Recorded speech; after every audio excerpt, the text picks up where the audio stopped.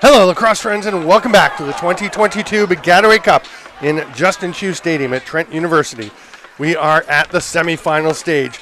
The host team and first seed in the East, Trent Excalibur, finally hit the field this weekend. Big crowd on hand, cheering heavily for the green and white. They are facing their East Division rival, the McGill Redbirds, who won yesterday over Western to set up this Eastern contest. I am Stephen Stamp, joined by Jeff McKinley. Kenner, happy to have you on board, and looking forward to what should be a terrific game. Happy to be here. These two teams know each other well. They've played many times over the years, and should be a great battle today.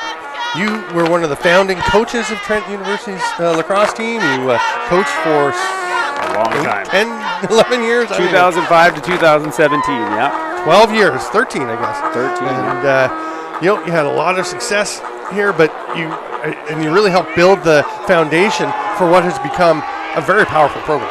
Yeah, I mean, Kukla is one of those leagues where we get a lot of kids that do stay home, and you really have to make it so that you're not rebuilding ever. You can reload every year, and that's why teams like Western and Brock and Guelph have been so successful over the years, and that was our goal for the Trent squad too, and we're there. And the thing with this cup is once you get here, I mean, it's anybody's game, right? So you just got to make the dance and make the best of it. So this should be a dandy here today. McGill also with a longtime coach, Tim Murdoch, who stepped aside after 17 seasons a couple years ago. Nick Subri is now the head coach for the Redbirds, and he is playing injured. He's playing through injury. He hurt his calf yesterday. So, he was very excited on the sideline. And that can happen. A lot of emotions coaching. It can. On a more serious note, Cameron McGinnis went down. He was heavily wrapped up. He's number 79 for McGill. He scored 8 goals last week in their win over Queens in the playoffs. He had a hat trick yesterday, but late in the game he went down, was in a lot of pain, had to be helped off, and he's heavily wrapped today. Wasn't moving too much in warm-up. We don't see him out there right now. He was listed in the starting lineup. We'll see how available McGinnis is. But Isaiah Cree stepped up huge. He has the ball right now, just throws it on down to Dylan James, and Cree had 5 goals and assists. Rowan Burrell, who just threw that pass, he's number 44. He had a hat trick as well for McGill. So they have guys stepping up, and right now they've got John Maraglia trying to drive in. He actually had a good game when McGill visited Trent 2 weeks ago with a chance to get second in the East. It was a tight game. McGill went up 5-1. The Excalibur came back and won 12-11. So if we have a game like that in store for us, that'd be pretty fun. McGinnis was big in that game too, right? He was shooting from that lefty attack spot, so that's a hole for them for sure. Yeah, and he scored the 1 goal late where he went through. I think it was Colton Armstrong. He was terrific. But Trent, with almost everybody here, where there's worries about who they would have available, because a bunch of these guys play or are trying to play in the National Lacrosse League. Take Catoni, an example, who was with Panther City Lacrosse Club last year. He's got the ball right now. He is a member of the Albany Firewolves, trying to make that club and establish himself. A fantastic man cup.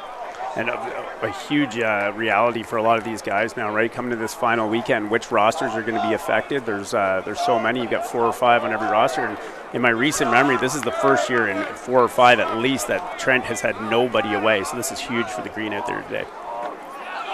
Dodge across the top here, looking good pass off. And Colton Armstrong rips one of the Halifax Thunderbirds, another of those guys we're talking about who is available, and he is playing a great two-way game. A lot of offense for them, and he blasts that one home.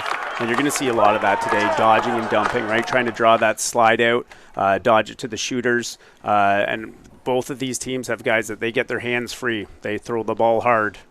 That wasn't a lot of space for Armstrong. That's a very quick release. McGill got out on him. And the game a couple weeks ago, it didn't mean too much for Trent because they'd already clinched first place when McGill lost to Queens the day before. And it seemed like watching the first half of that game, it looked like McGill had more on the line. Trent right? Trent didn't seem as into it. The second half, you could see Trent thinking, we don't want to lose this game. Absolutely not. Right? You got a lot of competitive guys there, and once they dug that hole, they were for sure trying to get into that. Ball popped loose. Cole Hanrahan almost had it. Trent's leading goal scorer, and an all-Canadian attack, but he'd actually had his stick knocked from his hand, so the McGill defense able to come away with it. They get into the offensive zone. Alex Cowgill, number 13, got it up over center. He'll hand it off and go to the bench and allow Patrick Aber to come in, and this is Dylan James, who avoided a disastrous time yesterday when he threw a ball into his own net trying to pass it back to the goalie. It was crushing, but McGill actually kind of settled down. Nick Super was saying, kind of settled our bench down. Here he goes to the net, off the crossbar. Comes straight back, and that one's, they're going to wave it off. Crease? Whistle gone. Yeah, it looks like stepped in the crease. Yeah, I think it was James going through the crease after his shot. Yeah, immediate turnover every time that happens. You can't go in the crease at all. What a rip by Isaiah Cree, though. That's the kind of shot he was showing yesterday. This ball gets ahead to Sam Albert, and Trent will slow things down. Tyler Hendricks gets it over to Holden Lowe's, who set up that first Armstrong goal. And the one thing that Nick Subery was saying was, James came to the bench. He felt terrible. He was all upset. The guys were laughing. They're like, that's really funny. That's a weird thing to happen. But it's okay. We got you. And they did. They actually got better and better from there. It seems like it was a positive turning point for the team, which is an odd one. Well, you got to move on from that one, right? Yeah. Nobody's ever meaning to do that. And dwelling on it's not going to help you in a game of that magnitude. Kate Catoni out front. What a finish. Tosses it to the slot.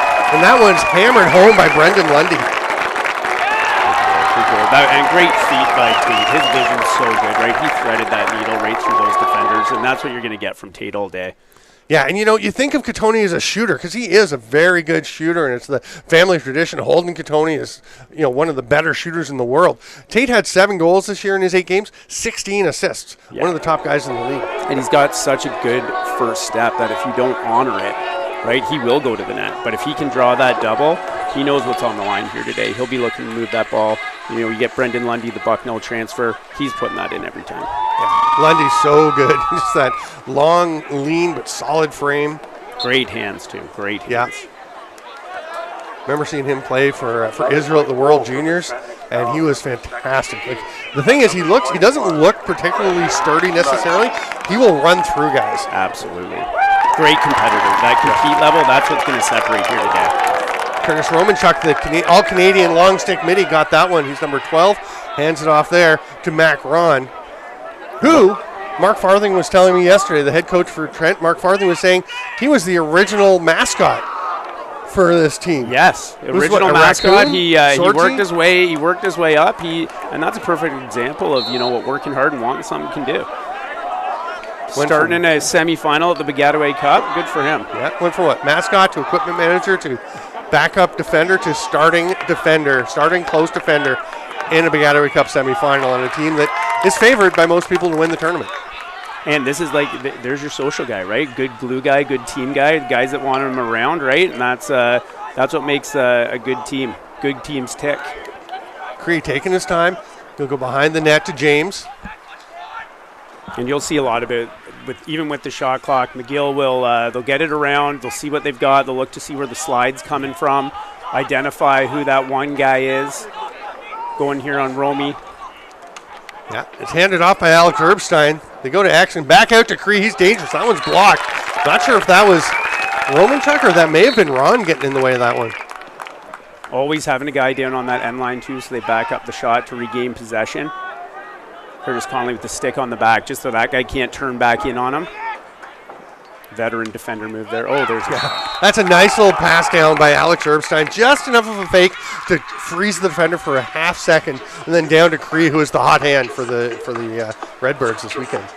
Yeah, and they're going to be having to get out on him all day.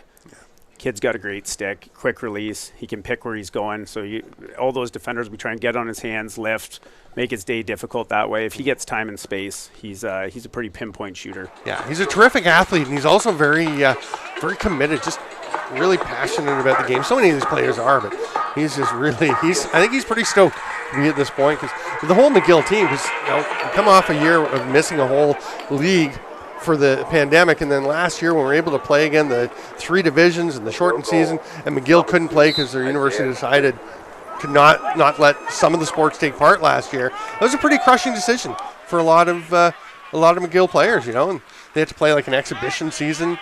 Yeah, and especially for a team that's pretty entrenched at the school that's been successful. They said they would support themselves financially, but that was a public health decision was my understanding. And the university decided with the teams that they were going with. Here's Cree going back behind the net to James. It's the blue line behind James is the back line. I'm not sure how well you can see it. Actually, the blue lines they're easier to see on the screen than they are for us. But it's the blue all around, the yellow interspersed along the sides, and the full crease.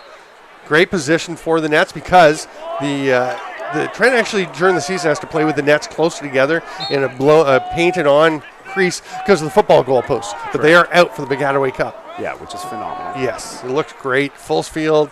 There's James. McGill, very set positions. You can see a lot more of them being where you'd expect them to be. And then trying to get it like that right in the middle of Daniel Chand, who goes behind the back and wraps it around Jackson Brown, the All-Canadian goalie. And Chand has even things up for the Redbirds. You'll see from the top of your screen here on the replay these off-ball cuts that are going to come in. So everybody's looking at the ball. Two guys are coming off from that weak side, cutting through, sticks high, and just finds his way through the middle. Pretty good pass there to get between two defenders and throws the backhand in. And you saw Aiden McLaughlin there, who's the All-Canadian D midfielder. Obviously knows what he's doing, and he was checking his guy, and you could see the timing of Chan's cut to go. You can call it a back of the helmet cut. When you see the defender turn to look at his guy, then you go. Always. And McLaughlin just couldn't get there. The eyes turn away. That's what kids are taught from when they're little. As soon as they turn around, you're going.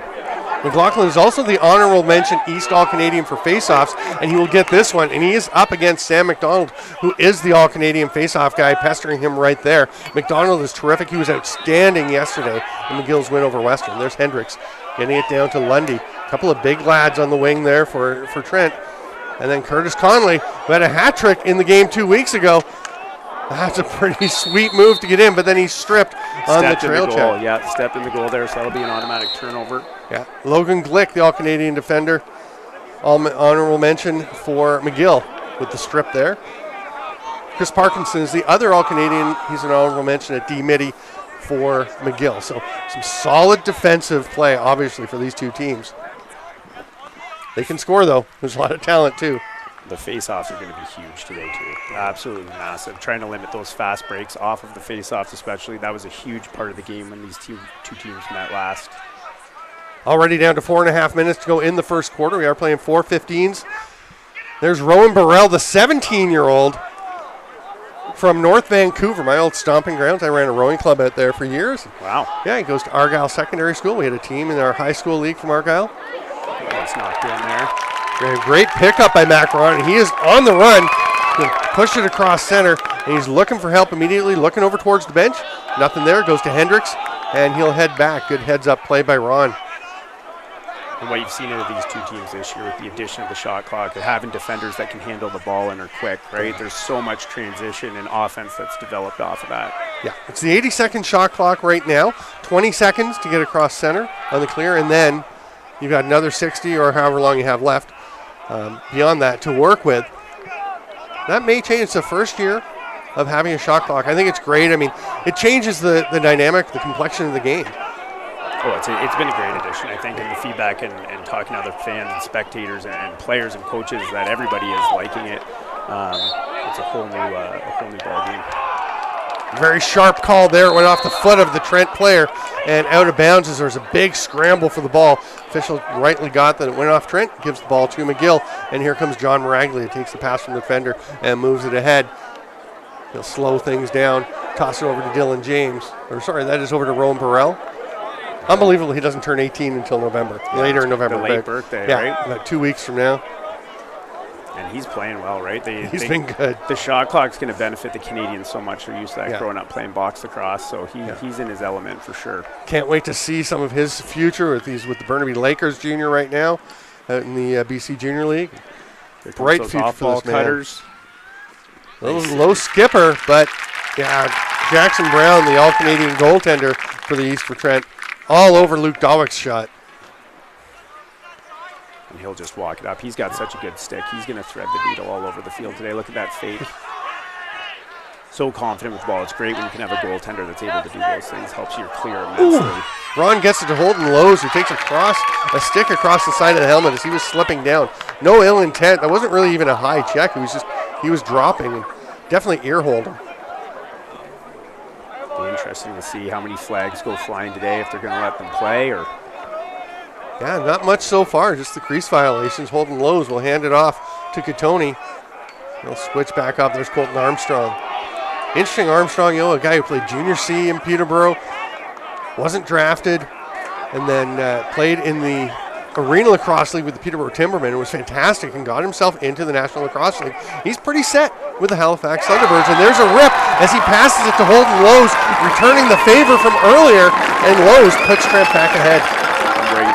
Great on the goalie step there. That's a perfect shot. And same thing, you're seeing guys cut across, dump it back, that quick release. Colton comes over the top on his defender, sees the double coming.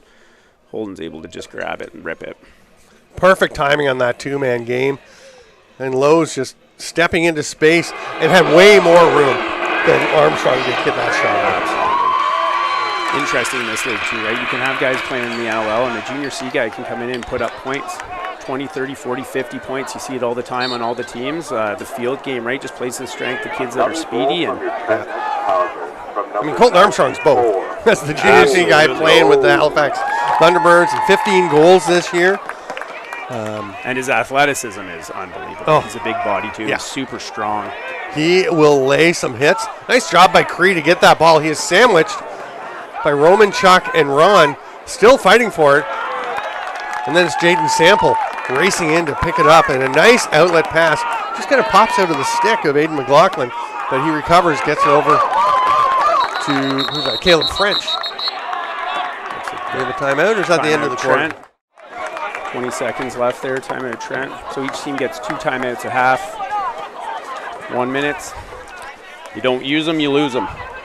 And Trent is going to set something up here, and with a 3-2 lead, you just don't know what to expect, because Trent, all that talent, and they've played very well this year. But McGill is just a good, solid club. Trent went 9-1, scored 116 goals. McGill had 101 as they went 6-4. It's the defense. I mean, again, Trent 55 goals against, tops in the division. McGill gave up 68 goals. So definitely a bit of an edge for Trent on both sides, but we saw how McGill played yesterday, and they seem to be, I thought yesterday was probably the best they've played this season. Yeah, and I think with the young group too, right? You get those like highs and lows. They come in big game against Bishops and they get a win there, and then they drop one that, you know, on paper you think you should win, right? And that's part of probably not playing the last 2 years, not being in the league, kind of figuring out what their identity is, where Trent's got a lot of veteran guys. They've been here before. They played in these tight games. They played in big games. So they're going to be calm, cool, and collected, and McGill's going to figure out what to do. Last night against Western, I thought they showed a lot of composure for being a young team on a big stage. We talked at the half of the game last night when it was 5-5 and thought, you know, Western had the bus break down on the way to the game, so maybe that kind of threw them off a bit early. It's tied 5-5. They're a second half kind of team. We thought Western was in really good position, and then you have the own goal, and you're thinking, oh, this is not going well. But they were great. They really came together. Now, the final 20 seconds here of the first quarter. Trent with it behind the net. Lundy hands it off. Hendricks keeps it moving. Here's Gattoni. He's going to rip it. Oh, nice soak by the defender. 5 seconds. Can they clear? McGill has it, and they're just going to run out of trouble. Louis-Antoine Habre just finished off that last half dozen seconds for McGill to get to the break, trailing by just one. So the Excalibur up 3-2 over the Redbirds. It is quarter time. We'll be back in 2 minutes. I'm Stephen Stamp with Jeff McKinley. Thanks for being with us here on Lax Sports Network. We'll see you in 2. Welcome back, Lacrosse friends. We're ready to roll with quarter number 2.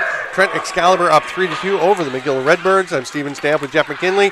It is Sam McDonald on the left in the white with the red trim for McGill, taking the face-off against Aiden McLaughlin, who wins it back, and the Excalibur go to the attack. Sam Albert into the offensive zone. And Sam McDonald, Canadian kid too, right? Usually McGill gets a pretty good Fogo out of the States somewhere, so having some success at the X there today. Yeah, that's a great point. We talked about it yesterday. You know, it's not really an X here. It's a little blue dot.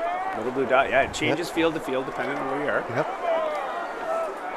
But it's such a big part of this game, especially with the transition, right? If you can come up with the face-offs and get first crack. You see Trent working around here, trying to get the matchup. A couple short sticks up top here.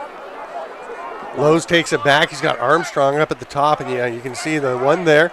And they're both on the right side, the two short sticks. So, like you said, that's where they're trying to work. Ball hits the ground, and Lowe's will go and get it. Got Lundy behind the net. He's going to come back out to the top. Tate's always looking to go. Takes that little stutter set. We see the two defenders come here, the double's on. He'll be looking for somebody fast. was a triple team for a moment, and then one quickly retreated when he realized the ball was moving. Armstrong couldn't quite hit Hanrahan. Hanrahan with 21 goals this year. Haven't seen much from him yet today, but he will probably make his presence felt at some point. Big season for him. And when he gets hot, he just keeps shooting. Bracebridge native. Coming on that right side, too. See, he's another one of those guys that when he gets time and space. Looks like Holden Lowe's getting a penalty here. I was just going to say, really nice, solid checking effort, and it's a little bit too solid. We got a personal penalty coming, so those 1 minute penalties are not releasable. They'll stay down for the full minute despite goals or not. So McGill will try to take advantage here. That 1 minute will start once play is blown in. There we go. Trying to leave the short stick down on the crease there, trying to take away any outside shots with the long sticks. They move it quickly. Nice save, Jackson Brown. Turning aside Dylan James, and here's Conley. He's not just running for show. He will shoot. As I said, he had a hat trick a couple weeks ago. 7 goals on the season. Such an advantage for Trent when you have guys like Romy and Conley that can push that ball consistently. Remember that big goal? He scored the overtime winner down at Brock in a Bagattaway Cup game, a semifinal. Yes, huge goal, right? And you could tell they were thinking, he's not going to shoot, he's not going to, and then the dagger went in. Yeah, it's a great play. He's so fast, too. So fast. Here's Hanrahan, speaking of quick, he spins off, pass across is picked off, it's knocked down, though. Couldn't quite catch it. They do come away with the ball. Ripping forward is John Meeks. He'll hand it off to Burrell. And McGill goes to the attack, and Lowe's is freed. We are back to even strength. Good kill there for Trent. They'll send Romy back in from half there. Yeah, Curtis Romanchuk, the long stick midi, heading back into the play. But still no McGinnis for McGill, even though he was out there and in the starting lineup.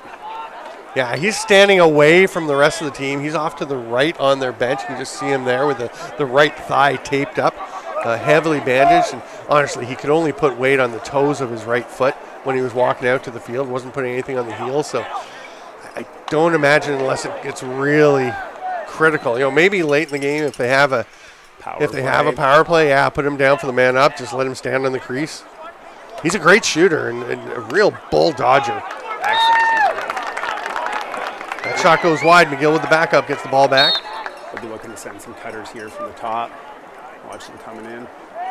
A couple of feints and then one comes through, but they'd already moved the ball.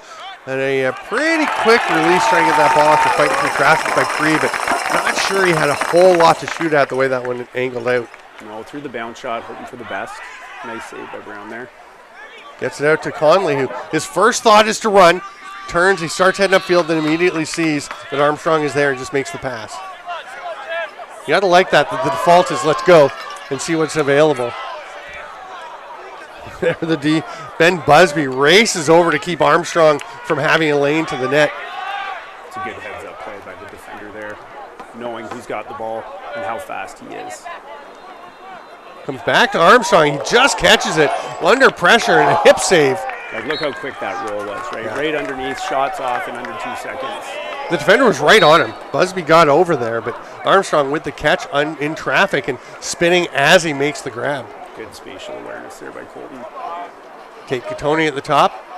Here comes the double. And that's what Tate will do all day. He'll penetrate there and look to turn out right away and see who's open.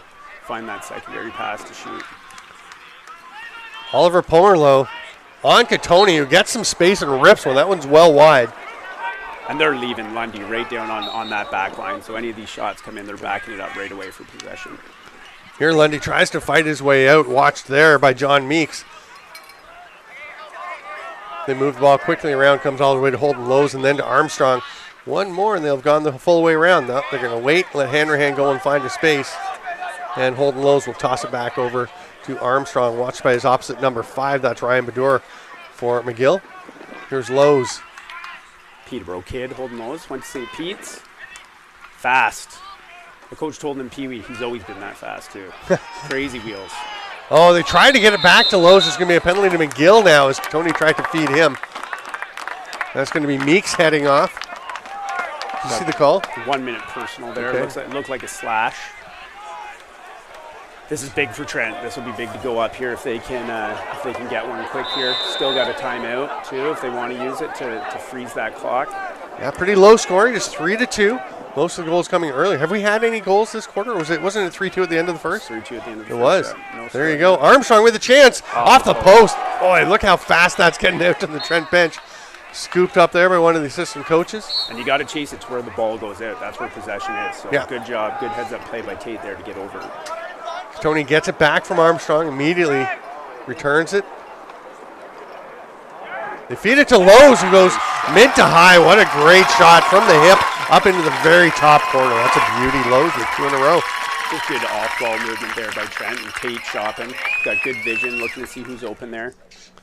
Holden Lowe's doesn't get a lot of attention because there are so many. I mean, you've got 5 All-Canadians and an honorable mention All-Canadian on this roster, so it's easy to overlook some of the guys, but Holden Lowe's is dynamite. Absolutely, and I think that's a testament to Trent's depth as well, right? If they're going to overplay some of these other guys, man, that's what the playoffs is, this tournament. Other guys got to step up. Yeah. It's interesting. I was talking to Sam Kosakowski this morning, the head coach for Guelph, will be playing in the second semi later this afternoon, and he was saying, first of all, that he doesn't think they've ever gone straight to the semi. They've never had the bye. Yeah, and they're always the team that has to play the 3 games to get it done. Yeah, but they've won 3 Bagattaway Cups in the last 8 years, playing Friday, Saturday, Sunday every time. So he's not even sure if he likes the bye. He's like, we'll find out. We'll see how we feel. But, I think they're glad to be in the semi already. But he was saying, like, those teams, they had some great teams back with, Curtis Knight, Ryan Serville, Jordan Critch, Ben Van Galen, like, just absolutely stacked rosters. But he was saying he thinks they've got more depth now. Oh, yeah. Just the way you got Mitchell Ogilvie from Peterborough playing there, right? He was on that Man Cup Peterborough team, and guys that have been around too, that have been in this tournament, right? And that's the thing. Guelph's always there at the end. If they can make the tournament, they're always dangerous. Here's Colton Armstrong isolated. He's going to lob it back to Lundy behind. Watch there by Badur. Comes out. Yeah, he's got hand-to-hand. You can't give Cole a hand-to-hand that space. That's why he had 21 goals this season. So we're seeing 2 goals in a row, right? Trent trying to find the middle of that field, right? Stretch out their defense, send a cover through.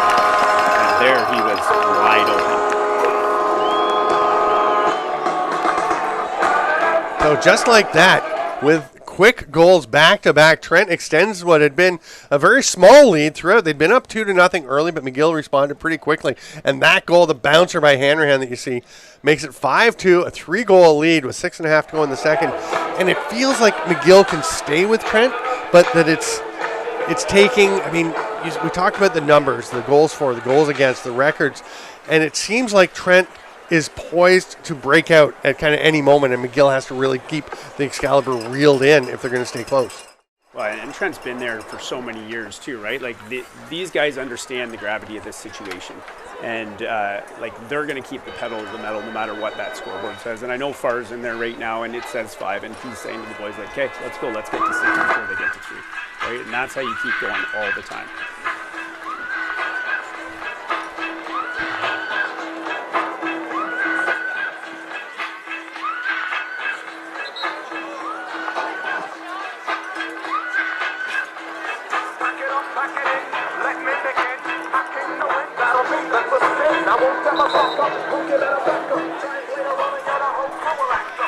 So McGill has taken a timeout to address that, as we're talking about, the Redbirds needing to make sure they don't let this get away. And I think Nick Subry was thinking the exact same thing, like, we got to rein this in, get ourselves set. They know they can play. McGill knows they're a young team, but they have talent. They can play with Trent, but they need things to go well for them, go their way, and you don't want to let it get away from you. And what probably went unnoticed there was Tate Katoni sealing his guy down low, right? They're going to key on Tate. He's got the name, right? And so he just moves his guy down a little bit. That drew 2 guys in. Hanrahan just sneaks right through the middle there. So more attention to Katoni. Hanrahan's able to come through. Big face-off here, big face-off. This will be huge for Trent if they can get it. Even bigger for McGill. McLaughlin for the Excalibur, McDonald for the Redbirds. Great clamp, rakes it through right back between his legs, and it's scooped up there by Jack Busby. And you got a broken stick on the field there. That means that player's got to change. And the flag did fly. Cross-checking penalty. Goal scored, his 22nd of the season by number 16, Cole Hanrahan. Timeout of some sort was called. So we got a cross check, it looks like. It's a minute. 1 minute penalty. So McGill will be going to the power play here. Get their extra man offense out. I don't see who it is, but I think he's probably over getting another stick. I assume if the stick broke on the illegal cross check. And as a draw guy, they're probably getting a shaft on that stick. Yeah. Pronto. Was it McLaughlin? I believe so. Yeah, there he is kneeling. So, yeah, you're going to get one on there. And there's Conley pressuring up at the top. Sticks are up always in the lanes, just trying to knock anything down. Dylan James gets it back. Up to Chand, who had a goal earlier, but that was There it picked is. off. Curtis Romanchuk. What a beauty, and he is going. He's past center. They'll hand it off, and Trent's going to go with the 80-second shot clock. They can kill the whole penalty. Romanchuk's going to go for a break, and Holden Lowe's will come out to join the attack. Might see a double come here. Yeah, right now they're kind of content to just let Brendan Lundy run about. A little bit of pressure from John Miraglia, but now the double comes. Again, though, just for a short time. Oh, great awareness to see that double coming to the backside as Meeks tried to strip him. Wow. Oh, what an effort by Brendan Lundy. That is a beauty. Slide was coming across, double chasing too. Great awareness by Lundy to be able to get that ball out and get that shot off. And when you send that double and everyone else is kind of just watching their guy, it can be a little hard, right, to think he's going to come through and suddenly be driving to the net. Absolutely. And Lowe's, you could see in that replay, he was open too because his guy had to leave. So Lundy had options there, but bounce shot, best way to go. Can't miss under the net. That's what I always tell them. You're always missing over. Like, guys want to go bar down, bounce shots are golden. Yeah. So we got Conley in here for this face-off. So maybe they didn't get the stick ready as McLaughlin comes in. He's on the wing. Conley with the long pole going up against McDonald. See how he does? Pretty good. He's going to tie him up. Yeah. Oh, pulls it out to himself. That's a great win. Conley gets it ahead. And here's Cole Hanrahan. Welcome to people watching from around the world. I understand we have viewers in Finland, Australia, Belgium, Israel. Very cool to have you all on board. Hope everyone's enjoying the show. I am Stephen Stamp with Jeff McKinley. We've got 4:11 to go here in the first half. Trent up 6-2 and looking to really put their stamp of control on this game. Colton Armstrong. And what's a great weather day, too, for the Bagattaway in November. I've been in these, and it's snowing. You've got sleet. You've got rain. It's 4 degrees. We've got 18, 19 degrees here in Peterborough. Yeah. Last time I was here at Trent in 2012. It was cold. Very cold. I remember being at that one, and it was chilly. We lost a lot of money on the beer tent that year because the people did not come out. I did what I could, man. It was cold holding a can, though. You needed a couple pairs of mittens. Too? Absolutely. Yeah. Here's Lowe's coming in. Drops it off. What a rip from Hanrahan. And I don't know how you defend that because he catches the pass with his back to the net. Drop step, spins and shoots as he's coming out of the curl. Turn and fire, yeah. That was and again though, like Trent's, you can see that they're looking to just do that draw and dump. As soon as that slide comes, he takes him underneath, and that's an adjacent slide, right? So as soon as that adjacent comes, if only one guy goes, they all got to spin there. With only one guy coming adjacently, there's always going to be somebody open. And they're coming. They had Logan Glick, the honorable mention All-Canadian defender, coming, but again, Hanrahan so quick with the release. Yeah, that guy's got to come from the crease to get that second slide in. Otherwise, that's easy to pick apart adjacent slide packages all day. 7-2, the Excalibur pull ahead for under 3 minutes to go in the half. Looks like we got Conley in there again. And a kick back. Usually you're not allowed kicking through the cross, so that's interesting. McGill comes away with it. That's a pretty snazzy little move by Alex Cowgill. I'm a fan. Watching him play, really enjoy the game on number 13 for McGill, but to run ahead, cross over with the long pole for a twister pass up to his forward, and then hurdle the pylon as he runs out of bounds. He's another tremendous athlete. You get close to that kid. He's a big body. He's strong, and he's another guy that can push the field pretty well. So they're going to look, same thing. They're going to look to cycle it. They're going to clear their slides through here. Look for the dodge down the alley. Go to X to James.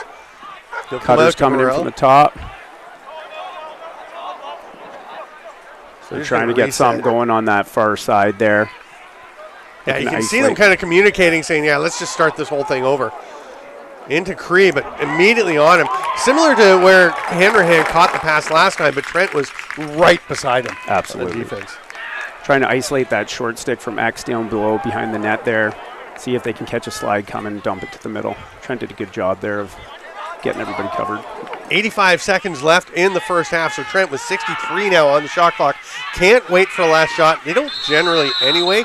Now, they didn't make the clear. I was going to say it. I don't know if they're going to make it. The 20 seconds ran out. It's a little unusual. Mark Farthing was saying, 80 seconds is irrelevant to us. We never get within 20 of the end of it. They're not waiting on the shot clock to tell them to shoot. They're waiting for an opening. Absolutely.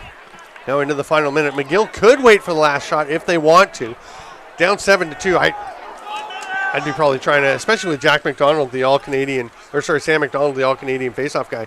I'd be going. I'd be trying to get a goal and get it back. I think they have another timeout here too as well. So if they get in trouble, they can always blow it down. Here's Burrell. Watched closely there by Ron. Alex Erbstein. Yep. Here he comes looking for the dodge. He'll get that shot on the run. Nice save by Brown. He absolutely cross-footed the defender. Switched and got that shot off, but Brown stops it now. Trying to push here. Yeah. Holton Lowe's gets it on the one hop. Nice little pass by Jackson Brown. I'm sure Farr just called a timeout. Yeah. Yep. Trent's second timeout of the half. 22.6 seconds. Would they have 21 last time in the first quarter? Yes, when they took the timeout. So. Perfect timing. See if you can get something drawn up. Get the right guys on the field. See if you can put another one here before the half. I want to say a quick thank you to everyone here at Trent who has made this weekend exceptional already. I'm sure things are just going to get better as we go. Aiden Labossiere is our director and doing the replays and all the work. Doing a great job getting this stream out. Thanks to Lax Sports Network for having us on. We're thrilled to be back with LSN again. And to Sarah Batley and Ghislaine Landry here at Trent and all the staff. So many people doing good work. It's been fun. It's fun being in the booth with everybody and just a great group. And it's a fun weekend. And there's so much work that goes into these events, and it's months of planning, and it's proposals, and it's getting committees together, and having everything laid out before it happens. And it's a quick 3 days because it goes so fast. There's so much to do constantly that if you didn't have great people volunteering their time, you could never pull off an event. And it's just an electric atmosphere out there on this dandy weather day in Peterborough. Some call it God's country. Some do. They do. It's lovely. It's fun for me being back in town. I grew up in Peterborough, went out west for quite a while, came back. I'm living in Marmora now, about 45 minutes east of here, which is lovely. Very quiet, beautiful area. It's a nice drive. You got to see the leaves changing, I'm sure, on the way in. Yes, so much. Staying at my mom's just down the road last night and tonight, about 5 minutes from here. I grew up on this campus. With my mom as the assistant athletic director and living close to school, and then went here and rode here. And it's great to come back and see the change and the growth at Trent. Holton Lowe's will start with the ball. Watched there by Chris Parkinson. We got Tate Katoni up top, and we got Colton Armstrong in the middle there with the short stick close. They're probably looking for that other shorty. See what they can get going here. We've got Hanrahan sitting in the slot. He's drawing a lot of attention at the moment. Yeah. Armstrong across to Lundy. Great toe drag, one-handed, and scores. What a beautiful, it's a nice finish, but that toe drag was a thing of beauty to get himself into the open spot to shoot with 8 seconds to go. Wow, and they only used 15 seconds on that. Some good hard cuts there. You'll see on the replay here, Colton pops out, one pass. Seal here, you'll see Tyler Hendricks 77 there. He seals his two guys so Lundy can toe drag underneath, and those are the things that get that toe drag and get underneath that are able to happen, right? So some pretty big lacrosse IQs on both these teams for sure, but you're seeing it a lot here in the Trent's offensive players right now. 7.7 seconds to go here in the first half. Stick with us as we should be joined by Tom Bolesky. I think Tom is up, the head coach of Laurier. He's here presenting Player of the Game Awards on behalf of Locker Hooks, his company. That pass gets away, and that will erase Trent's chance for another one. But they have an 8-2 lead through 30 minutes of play. Very good half. Very good half. Very fast. The shot clock, it seems like it goes quick, right? I remember the old 20 minutes. Like it seemed like games would take 8. It could take forever. But that was very quick. It was. I'm going to step aside. Tom Bolesky will step onto my headset. Jeff McKinley, thanks for being with us and for talking to Tom. You guys have a great chat, and I will be back for the second half. It's a 10-minute break, so enjoy the talk with Jeff and Tom, and come back and join us for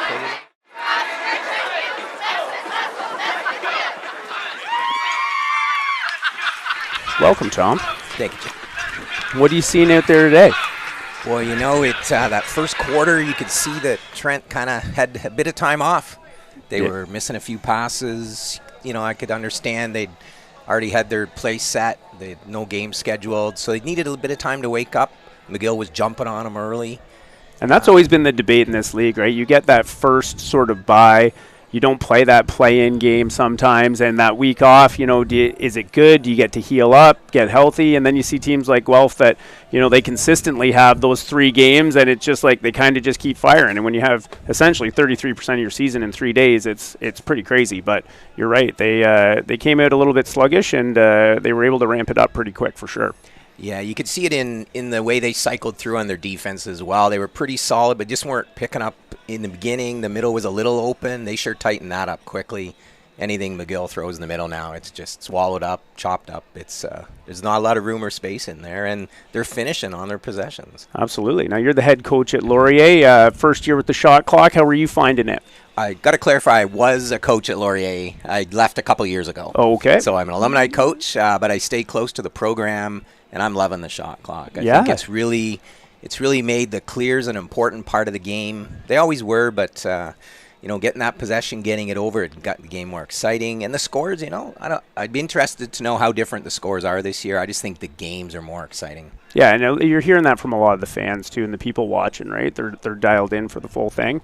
Yeah. And now you're a sponsor for this event as well this year. Tell us a little bit about that. Yeah, my business is Locker Hooks, lockerhooks.com, and it's a way to hang all your gear up. I had many years of traveling with my son and daughter, lacrosse, hockey, snowboarding, camping. Come up with a way. My partner down in the U.S. and I have put this system that's portable, easy to carry around. Can take it in a hotel room, work it in your locker room, and just way to hang all your stuff. We all got lots of stuff and need a place to hang it up. And I'm glad to be able to give back 2 things. I did the senior men's field lacrosse championships last week. Their player of the game. Love giving back to this program and to KUFLA, which is, you know, close to my heart as being a coach in this league, and the chance to do it and see some great lacrosse. And props to Peterborough for a beautiful weekend. That's awesome. And as a dad of 3 kids, I know how hard it is to find stuff, and hanging stuff up in a place that you can find it again is a very smart solution. So thanks for your ingenuity on that. What's up the rest of the weekend besides the lacrosse? Just hanging out here? Yep, just hanging out here. I do work actually back in Waterloo with our police services in the music program. We have Remembrance Day services starting, so I have to head back to the Waterloo region for a service in Elmira as we prepare to pay tribute to our veterans, and hope everyone will wear a poppy and remember at this time and take a moment just to think of those who gave their service and their sacrifice. And glad I can give back that way as well. But, absolutely. Love being up here today. Well, what a great cause. And thanks so much, Tom, for being here with us. We appreciate it. My pleasure. Keep up the good work. Welcome back, Lacrosse friends, to the 2022 Bagattaway Cup at Justin Chew Stadium on the campus of Trent University. I'm Stephen Stamp with Jeff McKinley, and it is 8-2 for the Trent Excalibur in semifinal number 1. And McGill has their work cut out for him, Kenner, to try and get back into this one. Yeah, clawing back from an 8-2, that's going to be a tall task here. It's going to be a possession game, and they probably won that face-off off the bat, so that's good for them. They'll get a change here with their face-off guy. They got a long stick defender up there. Yep, Louis-Antoine Abra is going to head off and bring out Alex Erbstein as the ball goes along the far side, and Rowan Burrell, the 17-year-old phenom, takes it. Not a lot happening for McGill offensively after those 2 early goals that tied it up. Trent gets up, McGill ties it, and that second quarter was 5-0 for Trent. Trent, yeah. And saw Sam McDonald there, the McGill's face-off man, limping off the field there. Oof. That could be a hole. He's getting treated on the sideline there. And you wonder, I mean, with Cameron McGinnis, who had a hat trick yesterday, but the sore leg, and he has not played today. There's a chance in front for Cree. He spins and misses, but they do get the backup. They've got Luke Dawick back behind the net. But you wonder how much they're missing him. I mean, Isaiah Cree was great yesterday with 5 goals. Rowan Burrell with 4. They had other guys stepping in, James and Shand and all these guys. But it changes an element of their offense. Absolutely, Isn't and there. especially because he had such a good game against Trent last game, right? Yes. He was the guy, he scored late in the game to keep it close and gave them a chance there to win at the end. Transition coming here. Jaden Sample with a nice pass out of traffic to get to Romanchuk, who skips it over Conley. They've got 2 long poles up there in the offensive zone. Romanchuk heading back now. Conley will set a pick for Tyler Hendricks, who gets it to Katoni, and now Conley over back, and it'll be 6 short poles on the field for the attacking Trent Excalibur. Nice little lofted pass over to Holden Lowe's, who turns back under some checking from Olivier Pomerleau. We got Tate Katoni here with the short stick, so you'll be looking here to isolate pretty quickly, hoping that they don't switch. Now it is Chris Parkinson, an honorable mention D-Midi All-Canadian, but Katoni just runs by him. Not sure that shot did exactly what he was hoping for. It looked like a pretty easy save for Joseph Beam. Yeah, had a bit of a twister on it, but not the spot he was picking for sure. Almost seemed like it was just too easy, too open. Sometimes guys get in their heads when there's that much space. Big play by Tyler Hendricks there. Keep that ball in.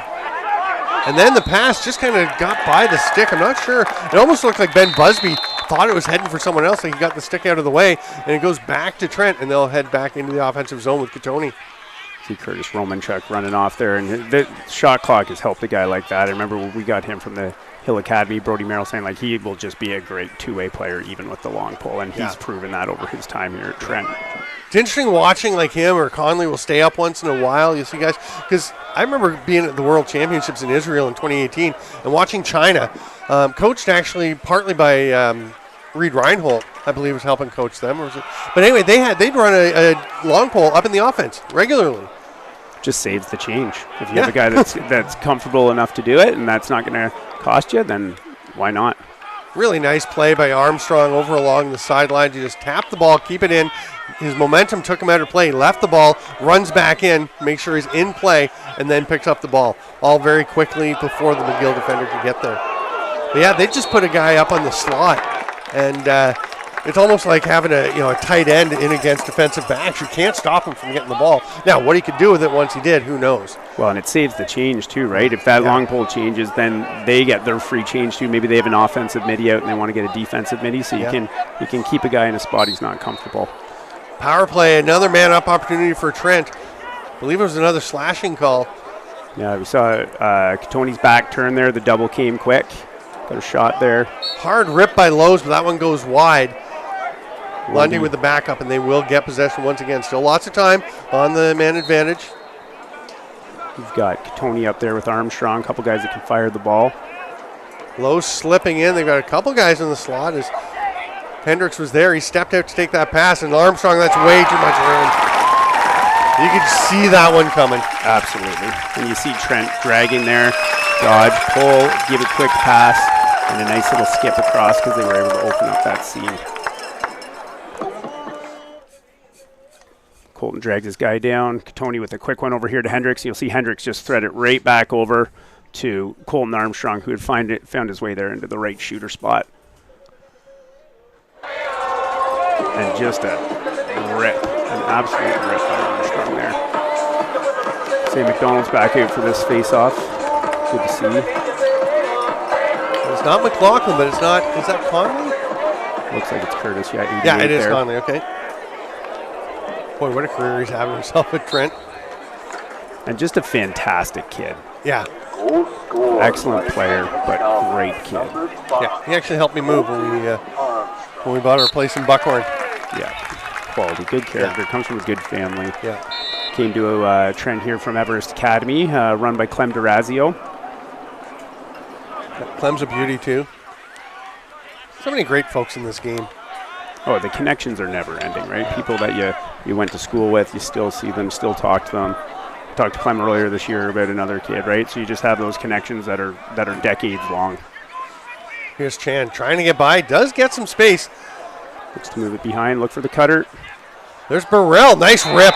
Goes to his offside, fires it across the body, and sneaks it past Jackson Brown. Just went that far side pipe there. Looks like that's McGill's trying to get it low there and send the guys down from the top.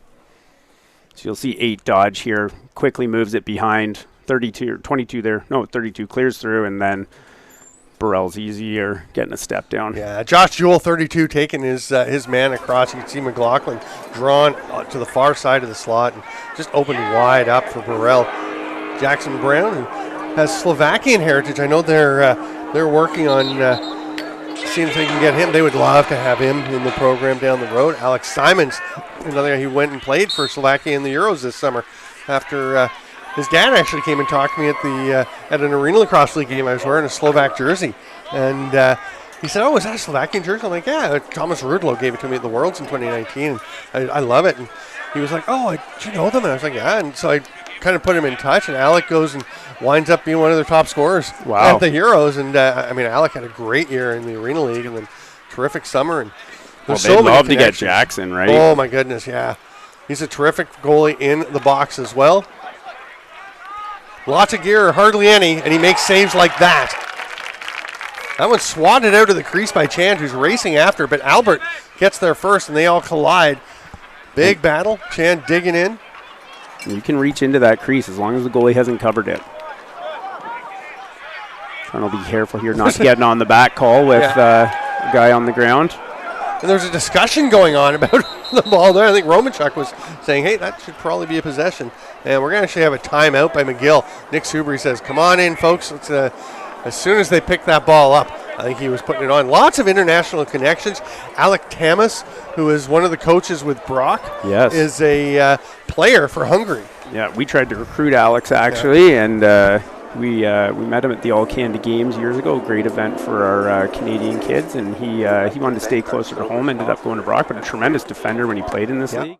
Now giving back as part of the coaching staff there, which is great to see. Yeah, he's a very good box player as well, and now playing for Hungary for the box side. He was at they put together a club for Lax down in Utica this fall, and he was playing with George Hansi and a bunch of others, and it was pretty cool. It was neat to see them. They have great jerseys. I got one. There's these black, and they've got the stag's head. There's the national symbol in like a stylized. They're gorgeous. I saw somebody in the crowd today is actually wearing one of those, and yeah, they're very good. Really? I wonder who. I don't know. I saw it earlier though. But they also, I know they're looking forward. They really want to get Kyle Matisse down playing. Yeah. I think he's pretty committed to being part of helping to build that program. I mean, the one thing that could get in their way is he's certainly not out of consideration for Canada for a World Championship. So we'll see.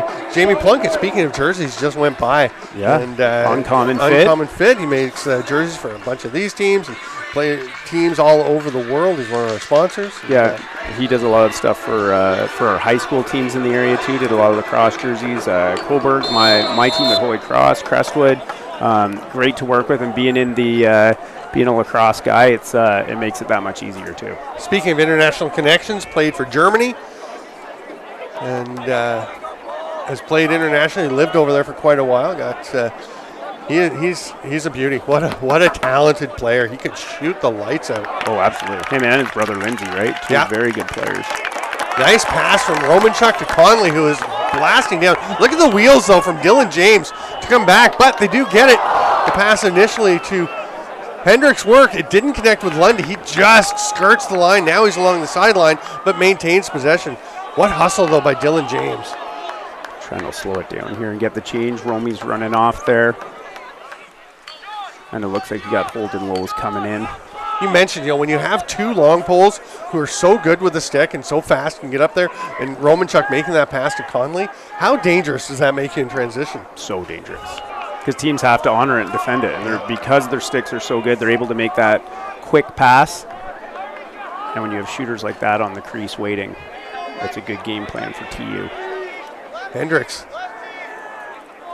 coming up to the top. Looks like they're trying to face guard Armstrong a little bit there, try to deny that pass. Look for a back cut.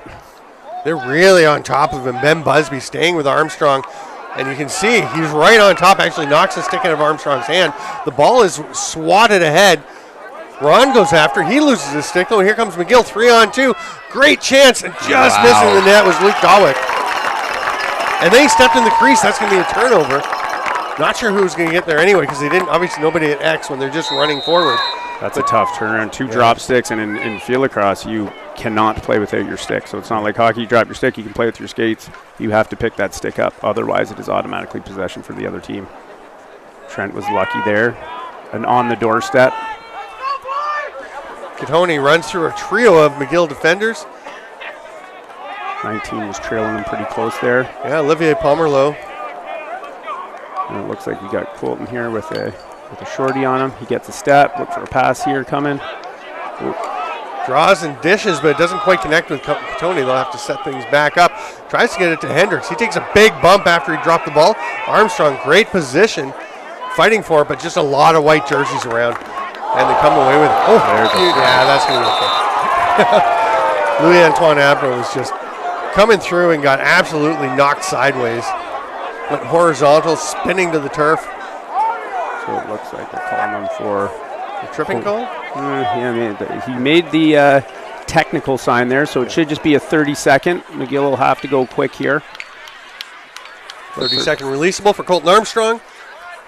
And here come the Redbirds. 4.5 to go here in the third quarter.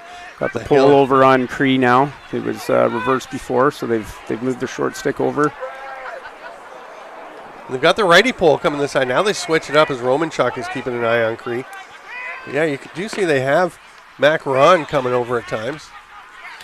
They seem pretty confident or pretty comfortable floating guys around, switching up, not worrying too much about how the hands match up.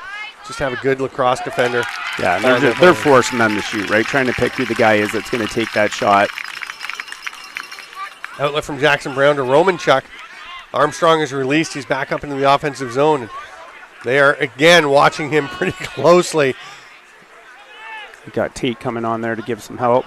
And look for 22 to change for McGill to get their guys on. He's got the double coming, does not know it. And they strip it. It's tapped ahead by Parkinson, but that turns into a bit of a problem as Trent was able to get their first hold and lows. And Katoni comes in flailing to loosen that ball up and will get possession. 9 feet of that ball, you're legal. So Trent there, they knew everybody was close enough. Made a big check. Timeout, Trent. Early, 3:24 to go. That's 3 minutes earlier than Farthing's been taking the timeouts. I suspect just to settle the boys down there, it's been a lot of back and forth here, kind of a little bit sloppy by both teams. So get everybody settled down here, get a breather, get some water into the boys, and get a game plan together for going back in at 3:24. It's interesting because Mark Farthing's a very chill guy, very relaxed, very laid back, but he takes it and he doesn't take himself too seriously. He's very calm. He's like, oh, we're just going to go play. But he's a very serious coach. Very competitive. Yeah. And Mark he wants to do things for the right reason. He wants to make sure that the kids have every opportunity to win, and very, very prepared. I don't think because Farr is such a comical character that people realize how prepared he is for things, and he's got everything sort of plotted out, and he'll do everything in his power to give any team he's coaching a chance. Farthing was one of the better players who never got much of a chance in the National Lacrosse League because of one serious knee injury, and then was working his way in. And he was playing a D-transition role with the Peterborough Lakers and in the CLAX, the precursor to the Arena League. And then he played with the Durham Turf Dogs, and he completely reinvented himself from a transition player to a stay-at-home D guy and became one of the best defenders in that league. And just had a fantastic season as the Turf Dogs won the last CLAX championship. And then he actually got a chance with the Toronto Rock and had a great game and blew his knee out in the end of the first game. And like a former Junior A captain too, right? Yeah. So his pedigree was there. Just that knee injury did not help with him going on any further. We're back underway. Lowe's behind the net. Will hand off. Big shot from Hanrahan there. It was Jack McAlpine. Had to double check. I haven't seen McAlpine yet, but number 27 for Trent came in. Here's some pressure from Hendricks. Lundy there to keep the pressure on. McGill's got 10 seconds to get over center. Busby trying to run through. Looks like he'll make it. Good ride there from Lundy and Hendricks, applying some pressure to try and make them eat up some of that 20 seconds. Nice work by McGill to get through. Busby with a good job. Burrell hands it off. Went for the give and go, but was picked up immediately, so they decided to just wait. Luke Dawick throws over to Chand instead. And Chand has such quick feet. Yeah. His lateral movement's so good. You got to watch him with those dodging ability because he can turn you inside out pretty good. Yeah, the change of direction, right? Absolutely. You just got to stare at that chest and stay your ground, because otherwise you'll get spinning. And Trent's done a good job of that so far today. Here's Patrick Aber starting from the top, just kind of lost his footing. Tate Gattoni was back there. You don't see a lot of him playing a D-midi role. He's just kind of brought back, but I don't know if it was the pressure from him, but he had a pretty easy one once the player fell and dropped the ball. Gattoni calmly passes ahead, and here's Hendricks. We'll find Holden Lowe's. Romanchuk heading off for the change, followed by Aber. And they're making sure he actually goes. Yeah, you'll see Romy turning around there lots. If they get sprinting, he'll just turn back and go in for that quick pass and step down. Saw one yesterday where the defender was heading back towards center, and his opposite side number saw that he was going, just went to their bench, stopped looking, spin around, go straight to the net, get a pass, and good scoring opportunity. Oh, yeah, and that's where the lacrosse IQ comes through big time at this level, right? The players are so aware of those things. Still over 30 seconds on the shot clock for Trent as Holden Lowe's moves it down to Hanrahan. Gets away from him, though. Ryan Badura trying to grab it, actually just flicks it up in the air. Ball's still bouncing. 2 in a row, like mini punts happening there. Yeah. Gets bizarre. It back over to Logan Glick. And looks like it's going to be Trent ball. Did it get out? It might have been out when they were chasing it, when Badura was right over by the sideline and kind of punted it back towards the field of play. Lundy's going to bring it in there. Looks like they got Tate up top. Tony coming past the restraining line. Glick all over him. Little shovel pass. Looked like he was headed for Armstrong, but Hanrahan grabbed it, manages to pick it off the turf, and rockets one all the way back to the fence. That was a good catch, too, by Hanrahan. Yeah. Tate's going to get right off there, try to limit this transition. Glick taking his time, or Badura, sorry, taking his time picking that one up. Wonder if he was waiting to try and not have the shot clock reset right away. You don't see that much in field, but that's the IQ filtering in, and the guy's getting used to it already. Seeing like, hey, if there's nobody here and my guy's not open yet, I can take a couple seconds, make sure we have all the time. Might not need it. There's a flag down. We got past the 23 seconds there, so Farth isn't going to use his last timeout in this third quarter. Right. 13.3 looks like in the quarter. I think it's Rowan Burrell on the trail. Came back in, mostly an attack. You don't see him come back over center often, but he did try and keep the pressure on, and it turns into a penalty for him. So 1 minute slash. So that's big. That's big for Trent if they can put one away here to end this quarter, and they'd start the fourth quarter there with an empty wing. Remember, they started the end of the second half with 23 seconds left. Didn't even wait for the end. They scored with 7 or 8 seconds to go. Yeah. They had a full 15, so they're going to have to speed it up a bit if they want to get another one here. Yeah. 12.2 we have on the clock after communicating with the far side with the officials. Do we have a timeout now?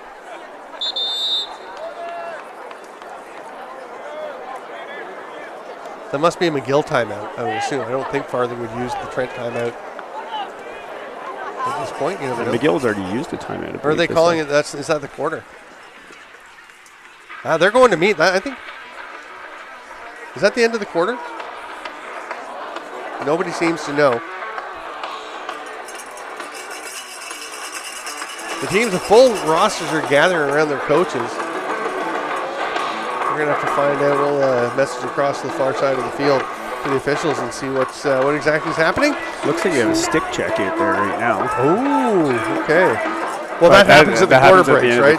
So it must be the end of the third quarter. Yeah, this has got to be quarter. So we're going to take a quick break. We'll be back in 2 minutes of the 2022 Bagattaway Cup at Trent University. I'm Stephen Stamp with Jeff McKinley. Thanks for being with us. Lacrosse friends, we will see you shortly.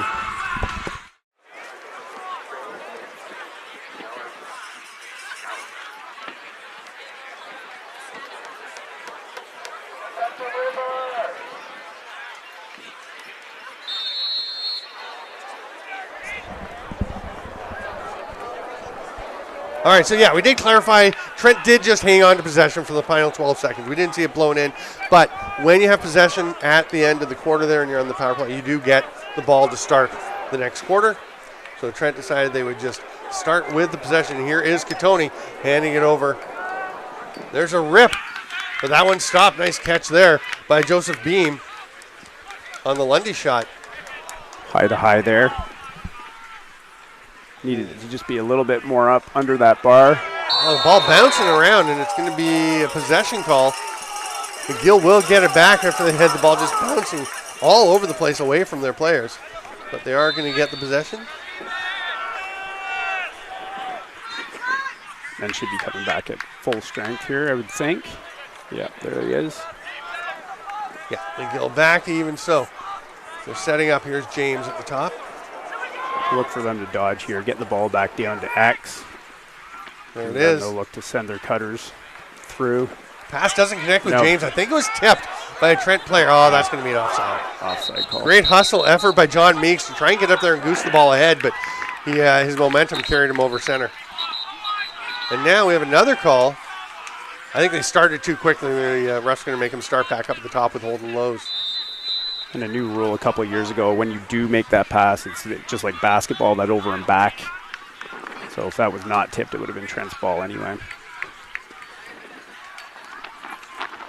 Looks like Losey's holding it here, get his guys on. Still got a short stick here with him and McAlpine.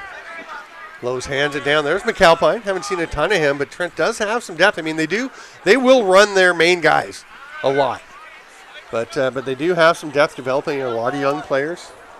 Oh, excellent supporting cast, right? And Farr's very big on making sure guys get in, right? And then they know what to do when they're called upon. That one's loose. It's on the ground, but swooping in is Hendricks to get it back. 33 on the shot clock for the Excalibur, and then that one's going to get out of bounds on the pass that didn't connect with Lowe's. Trent will ride hard here to just try and pressure this 20 seconds. They'll get right back to half and try to jam it up.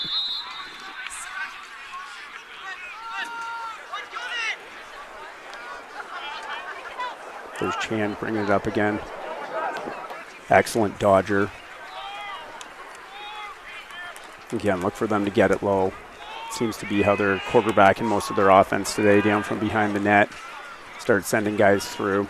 Isaiah Kria's down there now. A little bit of a change-up as he has been up at the shooter spot a lot. They're rotating Kria's down and kind of slipping up. You see him now, he just kind of walks up, backpedals. They have Patrick Aber in the slot as Burrell switches over and gets the ball here. Nice dodge and getting the shot, bouncing it home. Great play by Luke Dawick. And it's a goal. Just waiting for the official signal, but yeah, that was a nice little play. Brought it underneath quick there. Looked like the defender slipped a little bit. See here on the replay. So 44, Burrell dodges low. He fakes it here, pulls it around, and sees the Brown going up. Does a smart play. He's got to stick high, shoot low. Coaches are always telling the guys to change their plane. So we got him coming up there and made a good play. Now that's the younger DeWick. Yes. Older brother's Josh. Josh Dawick is now drafted. He was a first-round pick in the National Lacrosse League draft. Had Jamie owning the Toronto Rock and the Oakville Rock. Josh had a very strong season with the Oakville Rock, the Senior B club. They were the Oakville Titans and then have now aligned with the MSL Rock Club, who took the summer off. Some challenges facing MSL. There were some there. Yeah. Hopefully Rudy's back next year. See Tate here looking to run his guy. 10's looking to slide adjacently there. And then he'll get back in with Hanrahan. Yeah, Glick staying right with Hanrahan in the slot just on top of the crease. They're very aware of him, of course. 9-4 as we are in the fourth quarter here. Stay with us post-game for the Player of the Game Awards. That's a great check by Ryan Bedour. And here comes Cowgill. Nice job splitting through a pair of Trent players on the ride. And the touch pass across to Abra. Oh, nice knockdown there. He was all alone on the crease. He had some numbers there. Ron came away with it, but then lost it. Burrell got it back and gets the shot off. Here's Glick in the offensive zone. He's going to head back after turning it over to Burrell. Looks like McGill will get a bit of a wholesale change here. 3 guys going. Get some fresh legs out there. Losey and Colton Armstrong are back on defense now. McGill taking their time. You you have to be patient, but you also need a sense of urgency with a 5-goal deficit and 9.5 to go. Chan down to Burrell. That's a nice play, but he just missed. We're going to have a penalty. Saw a nice move from Chan there with those quick feet. Is that one on Armstrong? Called a technical. Yeah. Push maybe. Oh, it's Macron going in. So a chance for McGill. Got 30 seconds to try and do something. Chand up at the top. Fakes and rips it. That was probably 3 feet over the net. Going fast, though, as it went. Here's Dawick behind the net. Quickly out to James. Skip pass to Chand. Going to draw that defender and get a quick one. Great save by Brown. Really loaded up again. Blasted to Jackson Brown. Very sharp. Catches that one cleanly. Ron's penalty nearing the end. Jackson Brown, you talked about his confidence with the stick. Maybe a little overconfidence there. I'm not sure that pass was there to make. A little bit of pressure from DeWitt there. We got Cree. Oh! Low to high, and that one rippled the net, lifted the entire frame off the ground as it hit the mesh in the back of the net. Yeah, he had time and space there. You'll see Burrell put it down to DeWitt there, and he's got no one near him. Romy was kind of chasing to get back in after they were clearing. And that's why, like, the clearing game, right? Like, that's the special teams for lacrosse. You're clearing your ride. It's you want those to both be about 80%. And you start statting those things out. Those are the teams that are successful that win. And there's it looks like Trent is taking a timeout here. They're just about to blow the face-off in, and Sam McDonald actually clamped down, and then the ref just kind of patted them both on the back and said, no, we've got a timeout. So stay with us post-game for the Player of the Game presentations presented by Locker Hooks and not the other one. What's our other sponsor for the Player of the Game, Jaden? Hogtown Lacrosse. Thank you. Mike, a former alumnus of Trent, he's the owner of Hogtown Lacrosse. There you go. Very great to have them on. His son Malcolm plays on the Trent team currently. There you go. And Mike is another great guy to work with in the lacrosse world when you need stuff. You need your equipment, anything like that. And he's always just great to talk to, too. Yep. Saw Deacon Knott down in front, the all-world goalie for Canada at the World Juniors this summer as they won a gold medal, and he was drafted by the Philadelphia Wings. Paul Day is the GM head coach for Philadelphia, and of course the GM for the Peterborough Lakers, the local senior team, and 4-time now Mann Cup champions, 4 in a row Mann Cup champions. And yeah, he wasn't getting off of Paul's radar too quick, was he? I think he was aware of Deacon playing here. Young man, basically he's like a lot of young goalies where he's got to work on his consistency, got to develop some elements of his game, but boy, has he got some upside. And I think when Farr, the one coaching the Bantam team here, when they won gold at provincials and box, Deacon was on that team that Farr the coach as well. Lots of connections.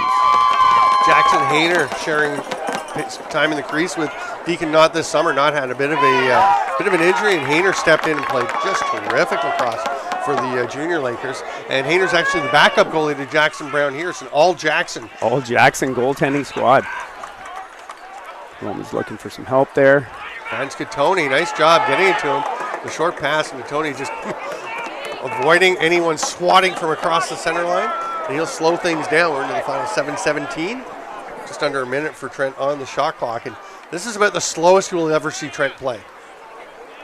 Nobody's coming, so Tony's not going to go anywhere right now. Yeah, they're looking to get their switch here. Rosie will bring it out, see what they can get moving. Colton's got a shorty out there with him. Expect him to go quick. Yeah, Armstrong starts to go, retreats with Aber on him. He'll get it back. Just looking to see what they got, where that slide's going to come from. Armstrong taking his time. 22 left on the shot clock. Little fake hidden ball trick there. See if they can catch anybody. Oh, it's going to be a penalty as Katoni was run over. I'm not sure that Chris Parkinson even saw Katoni there. He was just tracking the ball and holding lows. We get it down to Hanrahan. It gets away from him, and the penalty will be adjudicated. That will be Louis-Antoine Abb. Yep, when the guy has set his feet on those screens, you cannot hit him like that. So that's a smart heads-up play by Tony, and Trent looking to capitalize here. I'm sorry, it's Parkinson that's going over to serve. It was Abrams, just the one D mid he was heading off. So again, they put the short stick in the middle. The poles are coming quick now, not letting Trent have any time to shoot. That can be dangerous because it can open up space if they keep moving. They do. Good response so far by McGill, but Tony gets a lane turned aside by Joseph Beam. And that'll get him the reset too as he hit his stick on the way out. Be another full 80 for Trent. And that looks like the penalty's killed. He's coming back in. Parkinson trotting in, sending Meeks out to pick up his opposite number 77, Hendricks. But Armstrong's going to spin around, gets by his man, feeds it off. Katoni wide open and can't. Yeah, that's, you don't put that on the goalie. That's a lot of space. It's a great draw and dish. Trent just really moving the ball well off of that pressure. Best way to beat pressure is with pressure, and Colton goes underneath, draws that slide out of the middle. And again, that far side guy, 77's got to try and get back, and that's just a little late. Just under 5 to go here. Curtis Connolly's back, taking the face off. McLaughlin, the All-Canadian honorable mention face-off guys here on the wing. And McDonald, the straight-up All-Canadian face-off guy, is going to get a win with the pickup. Oh, it's popping away from Burrell, who tried to get it. It was grabbed in the end by McDonald himself. We were right on the edge of a free ball there with it crossing the restraining line. All the players on that restraining line, long sticks and attacks, got to wait for possession to be called until it crosses like that, and they'll call it free where everybody can be released and move. Look for McGill. Here we go, big dodge to try. Oh. I don't know if Romanchuk even got a stick on it or if that ball just kind of popped out. Yeah, I think it just popped. That's a little loose ball push on the back. Romanchuk, it wasn't hard, but it was just enough to the momentum as Ermstein was running, kind of planted his feet. Yeah, smart play by 33. Get over the ball and just tip yourself over. Kind of a soccer move, but it gives you possession, and that's what you need. There's a shot. Brown with another save. Nice work by John Maraglia to get in. You get a reset off of that as well. Dalwick up top. That's a little bit high for Owen Howard. Yeah, and will it get over center? Nope, it's goosed ahead. Nice job by Logan Glick. Saw Trent's attacks there, trying to push him over just to see if they can get that offside call. Still a minute on the shot clock for McGill, but with 3:07 to go and 5-goal deficit, they don't have time to worry about how long they've got to shoot. They've got to just make opportunities and get them off. Here's Erbstein. Watch there closely by Ron. You'll see both teams. The defense comes when they turn their backs. Like that's what everybody's talking about. As soon as they turn their back, the double comes, trap them up. Expect some pressure here. That pass gets out of bounds, but was tipped away by a Trent player, so it goes back to McGill. A fresh 80. Getting down to 2.5 minutes left now in the fourth quarter. Yeah, expect McGill to start going here. Trent was in the championship game 2 Bagattaway Cups ago at Concordia, actually. We started at McGill over to Concordia. They would like to get back and change the narrative of what happened last time as they fell to Western. And after that save, they're getting closer and closer to heading to the championship game. That will be tomorrow at 2 p.m., right? 2 p.m. tomorrow, yeah. Yes, Sunday is the final. That's a double check. Sunday at 2, the winner of this game looking very much like Trent right now as we're into the final 2 minutes. Penalty there, though. You don't want to see that. 2009, Trent was playing McMaster. We were up. Took a bad shot with under a minute to go. Sailed a pizza at the goalie. He throws it down. They scores. Penalty after. They start with the ball. And long story short, we lost in overtime. Never forgot that one, as I'm sure Jesse Thomas, Mike Temple, and John Chambers haven't either. That was fairly apparent that you remember the details of that one. Nice catch by Brown. on an absolute rip from the outside there by Dylan James. Trent has it, and Romanchuk fakes the pass, pulls it down, and a nice little touch pass ahead to get it up to Ty King. 20 seconds. They'll be looking to use this shot clock here. He's got a double coming, though. Expect McGill, if Trent keeps this, to pull that goalie. King did a pretty nice job, but at some point now, did they get a timeout? Looks like there's a flag down. Oh, yeah, okay. King, that's a young player getting a chance to play, and like you said, working players in, giving them the chance for the experience. Did a nice job getting up over center. May have hung on to it a bit too long. Elmville kid, he's a triplet, actually. Well, there you go. So I'm sure his, did he call their other two twins? Well, the other brothers. The other they will be very happy to see their brother out there on the field. Trent will have a minute 33 here, just over a full shot clock to get moving. You'll see McGill come out of this, I'm sure, with a double on the ball, try and force them. 59 on the shot clock for the Excalibur. We'll be back at 4:30 today with the second semifinal. That will be Brock and Guelph, a rematch of last year's championship game. What a thriller that was. You've got a Guelph team that went 9-1 this year, a Brock team that a lot of turnover and some injuries and went 6-4, but really coming into their own.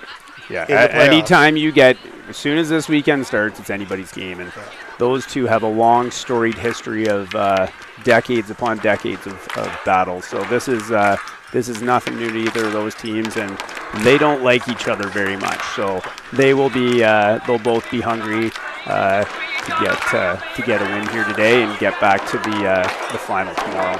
The one thing with both the third seeds winning yesterday, that means we have East versus East in this semifinal, West versus West in the other, which means we're going to have an East-West championship, which we've had some West-West for a while. I mean, obviously a couple begatters ago we mentioned Trent was against Western, but last year with Guelph and Western, or Brock and Guelph, we had some Western Brock, some classic championships. They were both making it through, so. Westerns really came on over the past 5 or 6 years. They've been their perennial. Won 4 straight, and then last year, when we got back to it, with the 3 divisions, only 2 from the West got to the Bagattaway Cup weekend, and Trent will get one there. That's going to be Cole Hanrahan, who takes a chop afterwards, and he'll go and have words with Alex Cowgill. I mean, McGill didn't like Trent putting it in the empty net, but if you're going to pull your goalie, there's always the prerogative for the team to just go score. Yeah. And now it's a penalty after the whistle, so Trent should start with it here. And with 1:20 to go and 80 seconds on the fresh shot clock, Trent can just run it down now. Yeah. Which is maybe what they were thinking there. Yeah.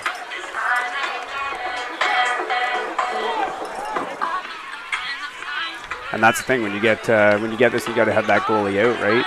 That double's got to come, and when you're already down a man, that doesn't help too much. So Trent will start with the ball. Any penalty after the whistle is a free possession, so that'll negate the face-off there. So you'll see Holden Lowe's here at the top of your screen, probably trying to get doubled. Now I don't know if they're down 2, if that other penalty got released. It looks like 5, they're just down 1. So we'll see what Joseph Boehm does there, if he's going to leave the net or if he's going to stay put. Yeah, McGill's got 2 guys in the penalty area, but one of them, Isaiah Cree, is standing. You need to take a knee to get that penalty going, so. It's probably going to be released maybe for the. Yeah, he'll go in for the player who's off. Yeah, and Joseph Beam, the goalie, is out covering Cole Hanrahan, Trent's leading scorer. Here's Gattoni running down the middle. Is he going to put it in too? He is. He'll just skip one home and then goes and bumps into one of the McGill defenders, Jack Busby, just to say, hey, if you want to take a chop at me, you're welcome to go ahead. And this is the Christmas game here, the red-green. This has been a rivalry for close to 15 years, right? These two have battled it out many, many, many times, many close games. So there will be no love lost between these two teams. Sure, a lot of McGill fans and alumni and watching the game, and obviously not the result they were hoping for, but thank you for being with us, and there's some bright days ahead for this McGill program. A lot of young talent, led by Rowan Burrell, the 17-year-old. Yeah, a lot of young kids right on the squad, and I'm sure if Tim Murdoch has any hand in recruiting still, he was a phenomenal recruiter, that he'll be helping this team to retool. But a strong presence by Trent here. Just under 40 to go here. Stay with us for the player of the game presentations. Post-game will be actually presented by Tom Bileski, who is his Locker Hooks is a sponsor, and he joined you at halftime for a little chat. Great guy. Yeah. He's also bringing he just gave me 3 bags of gear for Kenya Lacrosse. A friend of mine, Ashley Aitken, who is one of our favorite people. She's an absolute beauty. Isn't here this weekend. She's at a friend's wedding, so they arranged for me to pick it up for them, and I'll get them to Ashley. She's taking them to Kenya for the Kenya program that is just developing. And the final few seconds will tick away as Jack McAlpine tosses that ball down into the corner. And Trent, much to the delight of this very full crowd here in Justin Two Stadium, is off to the Bagattaway Cup Championship with a 12-5 win over the McGill Redbirds. Yeah, it's an electric atmosphere out there right now. Lots of people know the history. Happy to see Trent hosting this and getting to play in the final here. So great job by Green to execute the game plan today.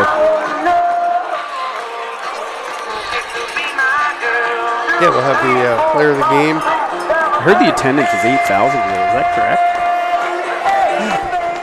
We'll recheck our numbers, but I did hear the number 8,000 being thrown around. We may need to redo the math on that one there, Kinner. There's just fans as far as you can see. What's capacity in the stadium here? 10,000. Really? 10,000, yeah. Justin Chuchasium is welcome to everybody. Yeah. And the Trent Excalibur successfully defended the river today is their motto.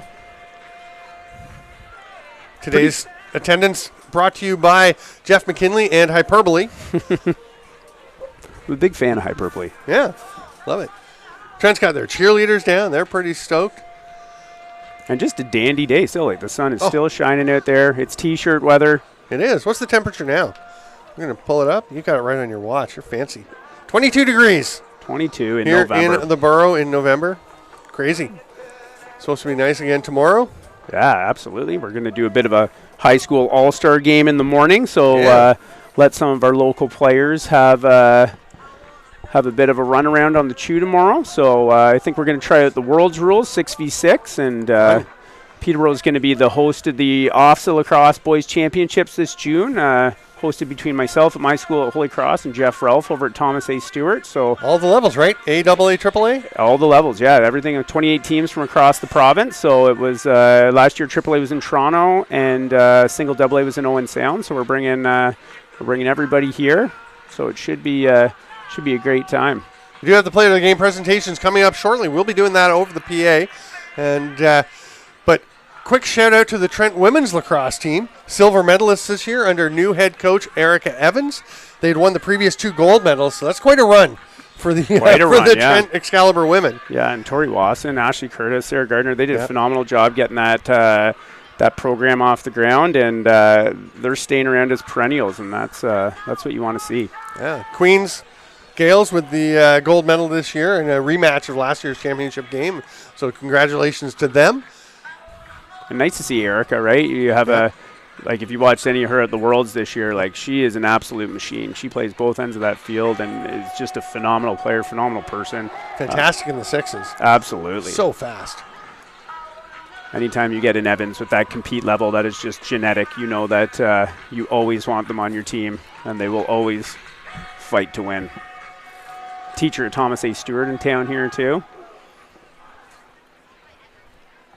Teams are lining up here for their presentations. Yeah, we're about to do it. We're jumping on the PA to present these Player of the Game awards. We'll now do the Player of the Game awards presented by Tom Bileski of Locker Hooks, and they will be getting Locker Hooks swag and some other things.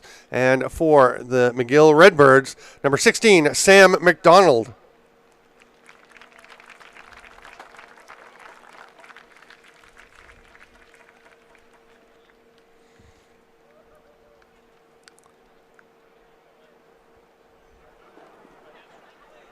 For the Trent Excalibur, the goaltender, number 3, Jackson Brown.